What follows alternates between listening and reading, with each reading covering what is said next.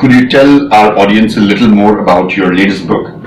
Oh yeah, so Adrian Gosk and I, we started in recognition, how you reward and recognize people, and our work progressed in stages. We then discovered very quickly as we started to train that if you don't get your culture right, the recognition doesn't matter. You know, in other words, if you've got a terrible culture but people give you a certificate, it doesn't matter. So we wrote a book called All In, How the Best Managers Create This Culture of Belief That Drive Big Results.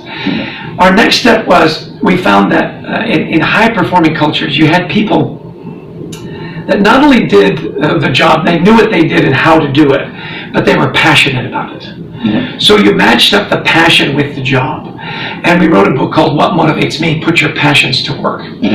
Well, again, in our progression in training, is we looked at individual teams. So in any organization, you've got the culture, you've got the framework.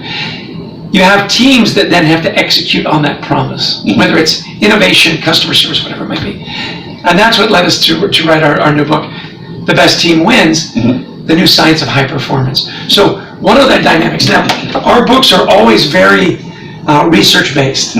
Right? We wrote a book called The Carrot Principle, 200,000 engagement surveys. All in, 300,000 engagement surveys. Wow. In What Motivates Me, we have an online assessment. 50,000 people have taken this motivators assessment. So this book is based on 850,000 engagement surveys, plus 50,000 motivational surveys. And what we found were the 5 dimensions of high-performance teams. So the data, the case studies, and then the takeaways. Because I think it's always important, if I give you the data, that's interesting. If I tell you the story, that can be engaging.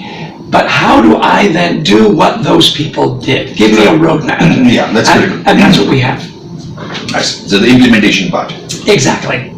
In fact, in every book we have, we usually put a chapter that has like 52 tips or 100 tips on how you put together, a great team. There we go.